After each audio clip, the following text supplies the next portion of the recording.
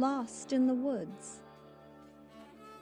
It ought to be said, by way of explanation, that my being lost in the woods was not premeditated.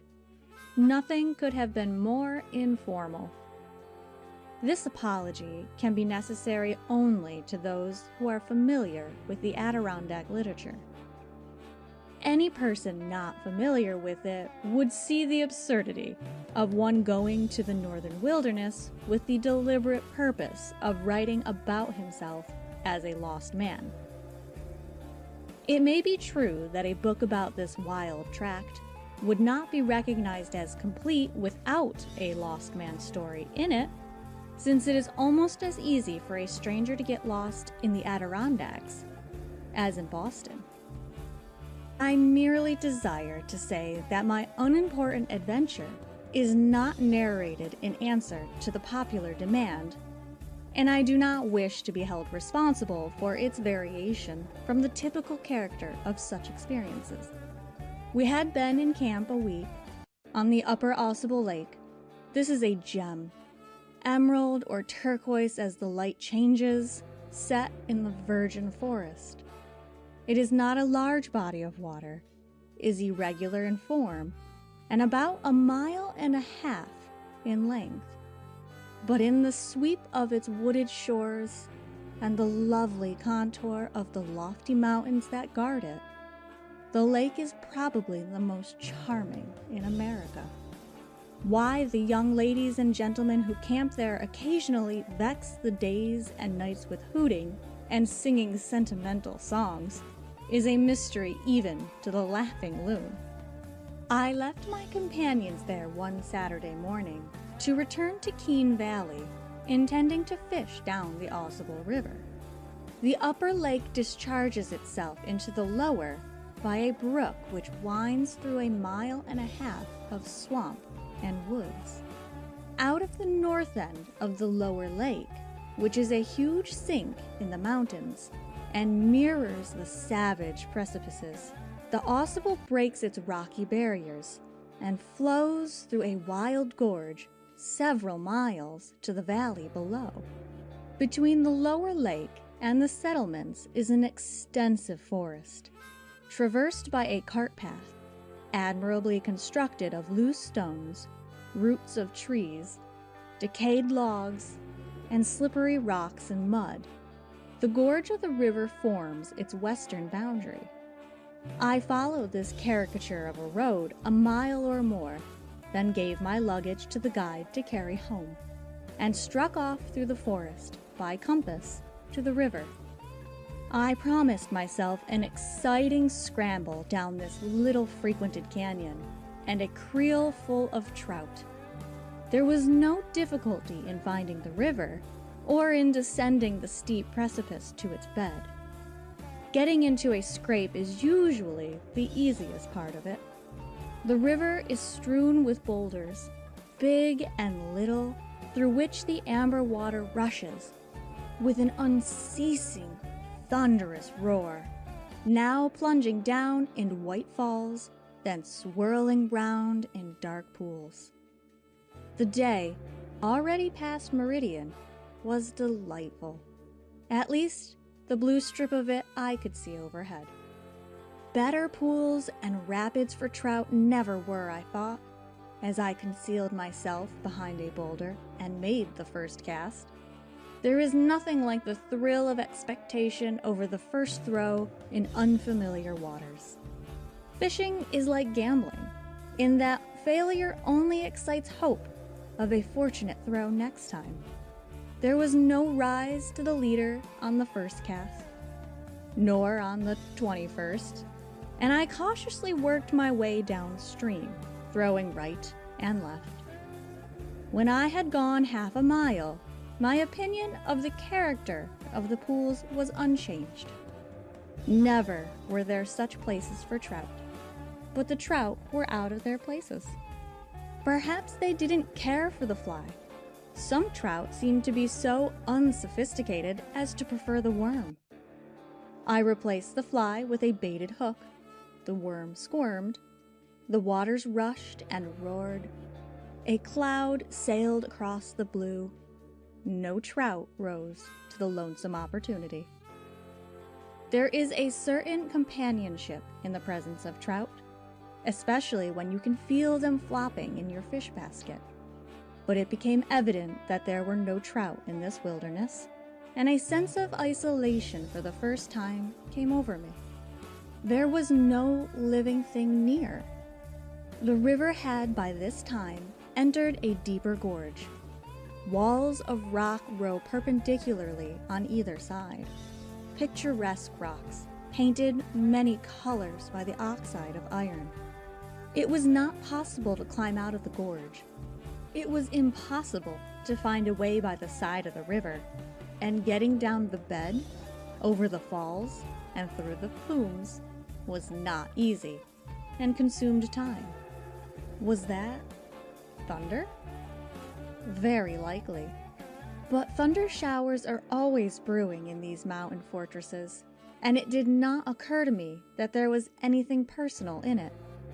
Very soon, however, the hole in the sky closed in, and the rain dashed down. It seemed a providential time to eat my luncheon, and I took shelter under a scraggly pine that had rooted itself in the edge of the rocky slope. The shower soon passed, and I continued my journey, creeping over the slippery rocks and continuing to show my confidence in the unresponsive trout. The way grew wilder and more gruesome. The thunder began again, rolling along over the tops of the mountains and reverberating in sharp concussions in the gorge. The lightning also darted down into the darkening passage, and then the rain. Every enlightened being, even if he is in a fisherman's dress of shirt and pantaloons, hates to get wet. And I ignominiously crept under the edge of a sloping boulder. It was all very well at first, until streams of water began to crawl along the face of the rock and trickle down the back of my neck. This was refined misery, unheroic and humiliating, as suffering always is when unaccompanied by resignation.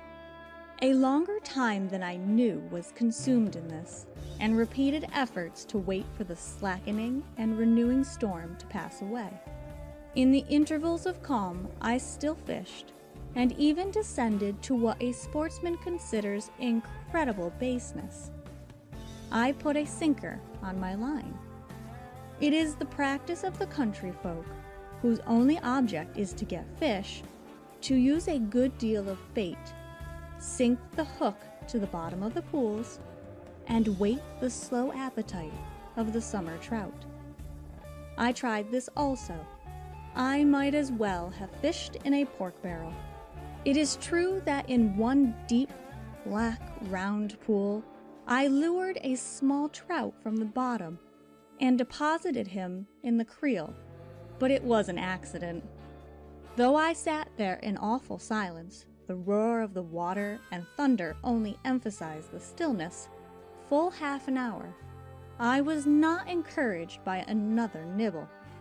Hope, however, did not die. I always expected to find the trout in the next flume, and so I toiled slowly on, unconscious of the passing time. At each turn of the stream, I expected to see the end, and at each turn I saw a long, narrow stretch of rocks and foaming water. Climbing out of the ravine was, in most places, simply impossible, and I began to look with interest for a slide, where bushes rooted in the scant earth would enable me to scale the precipice. I did not doubt that I was nearly through the gorge.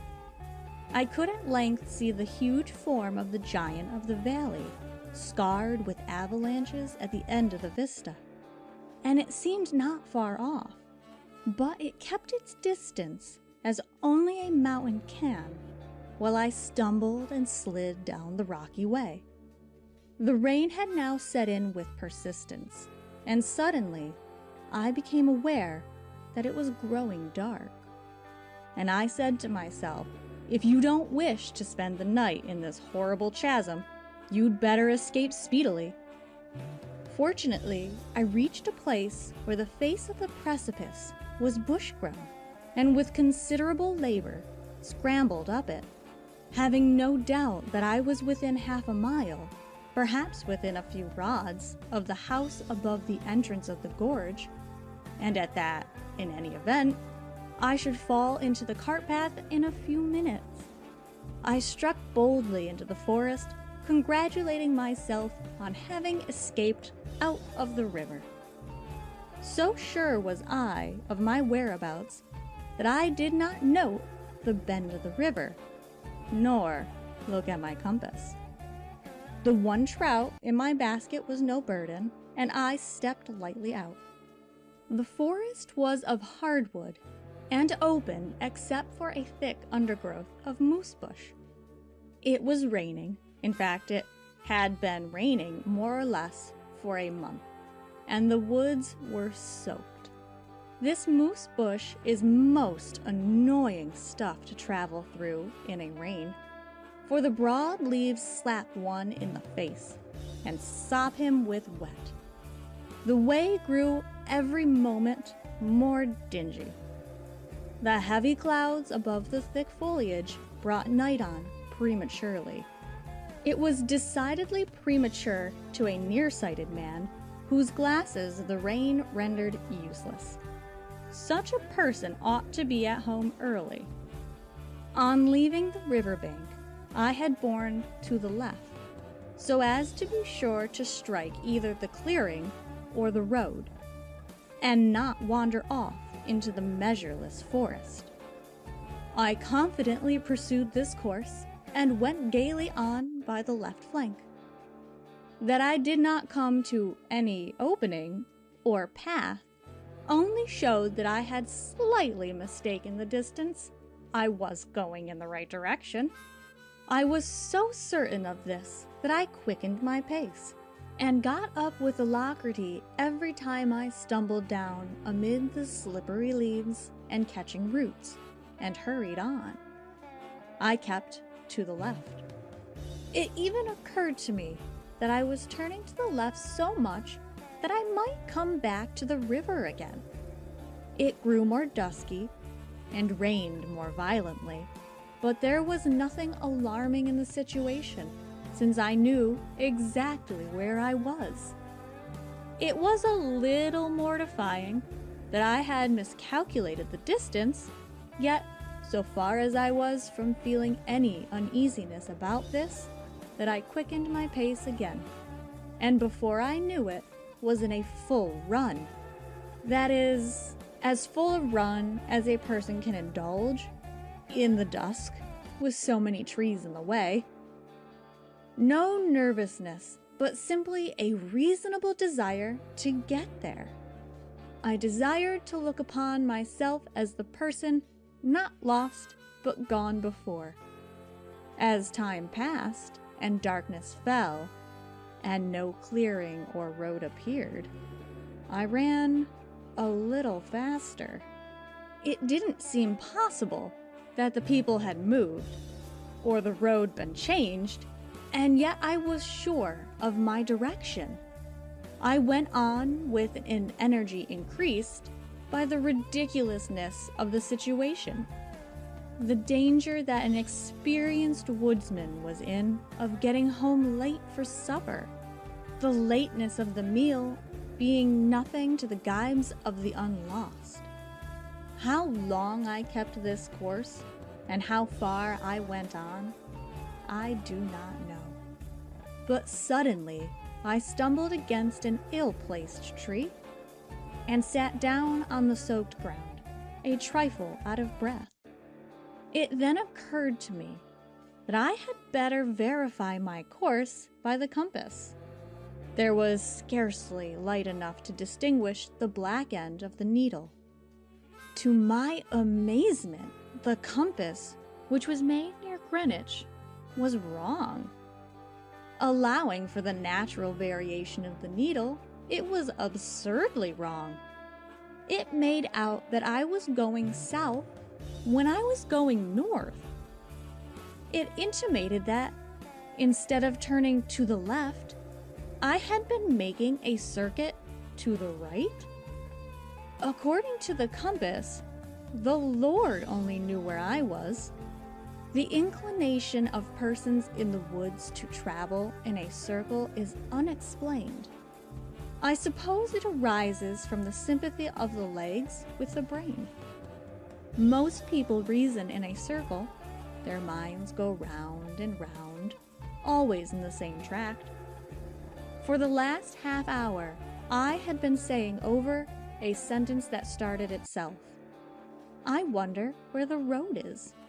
I had said it over till it had lost all meaning. I kept going round on it, and yet I could not believe that my body had been traveling in a circle. Not being able to recognize any tracks, I have no evidence that I had so traveled, except the general testimony of lost men. The compass annoyed me. I've known experienced guides utterly discredit it. It couldn't be that I was to turn about and go the way I had come. Nevertheless, I said to myself, "You'd better keep a cool head, my boy, or you are in for a night of it. Better listen to science than to spunk." And I resolved to heed the impartial needle.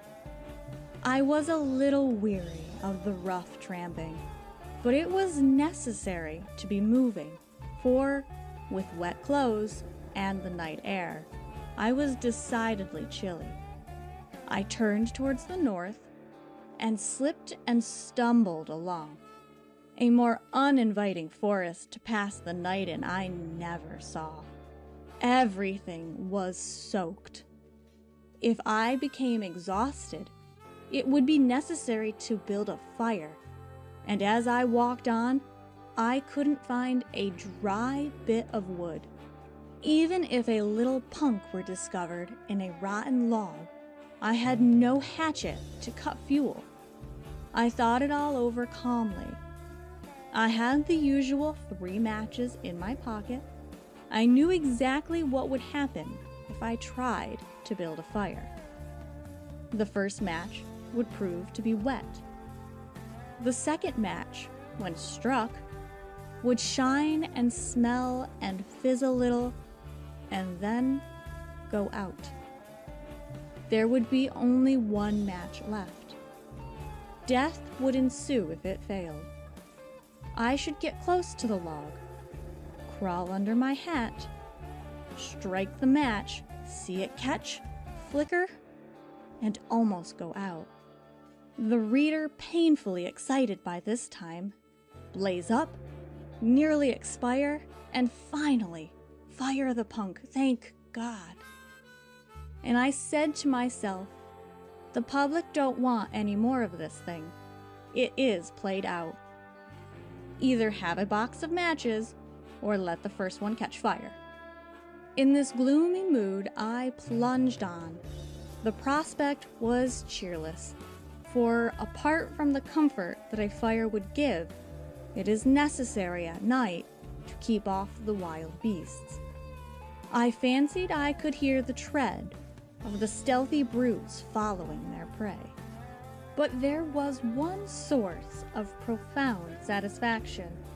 The catamount had been killed. Mr. Colvin, the triangulating surveyor of the Adirondacks, killed him in the last official report to the state. Whether he dispatched him with a theodolite or a barometer does not matter. He is officially dead, and none of the travelers can kill him any more. Yet he has served them a good turn. I knew that catamount well. One night, when we lay in the bogs of the South Beaver Meadow, under a canopy of mosquitoes, the serene midnight was parted by a wild and human-like cry from a neighboring mountain. "That's a cat," said the guide. I felt in a moment that it was the voice of modern culture. Modern culture, says Mr. Joseph Cook in a most impressive period. Modern culture is a child crying in the wilderness, and with no voice but a cry. That describes the catamount exactly. The next day, when we ascended the mountain, we came upon the traces of this brute, a spot where he had stood and cried in the night, and I confess that my hair rose with the consciousness of his recent presence, as it is said to do when a spirit passes by. Whatever consolation the absence of catamount in a dark, drenched, and howling wilderness can impart, that I experienced. But I thought what a satire upon my present condition was modern culture. With its plain thinking and high living, it was impossible to get much satisfaction out of the real and the ideal, the me and the not me. At this time, what impressed me most was the absurdity of my position looked at in the light of modern civilization and all my advantages and acquirements. It seemed pitiful that society could do absolutely nothing for me. It was, in fact, humiliating to reflect that it would now be profitable to exchange all my possessions for the woods instinct of the most unlettered guide. I began to doubt the value of the culture that blunts the natural instincts. It began to be a question whether I could hold out to walk all night, for I must travel or perish. And now I imagined that a specter was walking by my side. This was famine. To be sure, I had only recently eaten a hearty luncheon, but the pangs of hunger got hold on me when I thought that I should have no supper, no breakfast. And as the procession of unattainable meals stretched before me, I grew hungrier and hungrier. I could feel that I was becoming gaunt and wasting away. Already I seemed to be emaciated. It is astonishing how speedily a jocund, well-conditioned human being can be transformed into a spectacle of poverty and want. Lose a man in the woods, drench him, tear his pantaloons, get his imagination running on his lost supper and the cheerful fireside that is expecting him, and he will become haggard within an hour.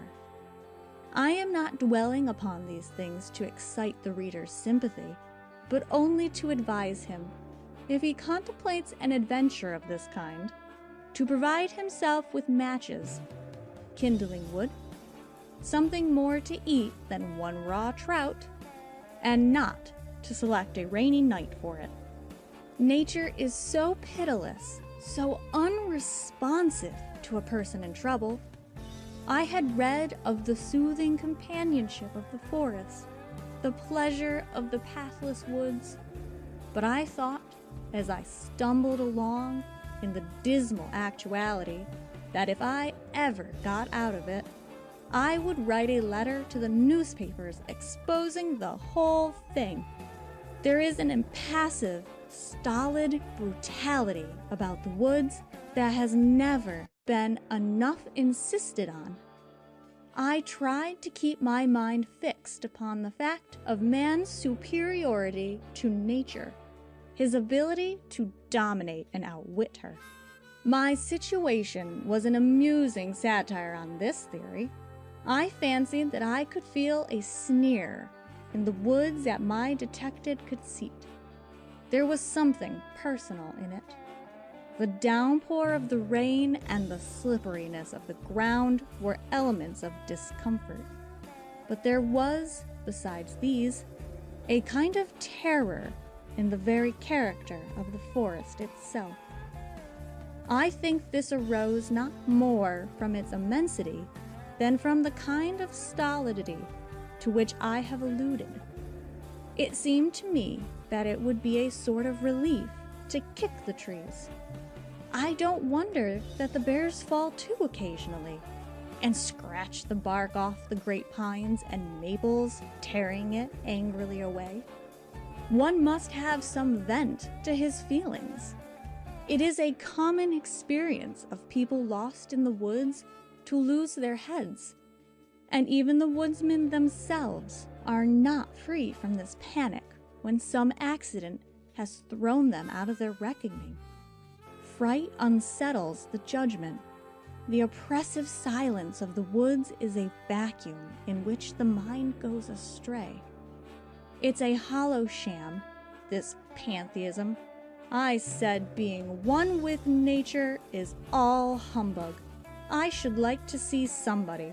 Man, to be sure, is of very little account, and soon gets beyond his depth. But the society of the least human being is better than this gigantic indifference. The rapture of the lonely shore is agreeable only when you know you can at any moment go home. I had now given up all expectation of finding the road, and was steering my way as well as I could northward towards the valley. In my haste, I made slow progress. Probably the distance I traveled was short, and the time consumed not long, but I seemed to be adding mile to mile and hour to hour. I had time to review the incidents of the Russo-Turkish War and to forecast the entire Eastern question. I outlined the characters of all my companions left in camp, and sketched in a sort of comedy the sympathetic and disparaging observations they would make on my adventure. I repeated something like 1,000 times without contradiction. What a fool you were to leave the river. I stopped 20 times, thinking I heard its loud roar, always deceived by the wind in the treetops. I began to entertain serious doubts about the compass, when suddenly I became aware that I was no longer on level ground. I was descending a slope. I was actually in a ravine. In a moment more, I was in a brook newly formed by the rain. "Thank heaven!" I cried. "This I shall follow, whatever conscience or the compass says. In this region, all streams go, sooner or later, into the valley. This ravine, the stream, no doubt led to the river." I splashed and tumbled along down it in mud and water. Downhill we went together, the fall showing that I must have wandered to high ground. When I guessed that I must be close to the river, I suddenly stepped into mud up to my ankles. It was the road. Running, of course, the wrong way, but still the blessed road. It was a mere canal of liquid mud, but man had made it, and it would take me home. I was at least 3 miles from the point I supposed I was near at sunset, and I had before me a toilsome walk of 6 or 7 miles, most of the way in a ditch. But it is truth to say that I enjoyed every step of it. I was safe. I knew where I was, and I could have walked till morning. The mind had again got the upper hand of the body, and began to plume itself on its superiority. It was even disposed to doubt whether it had been lost at all. End of chapter 2.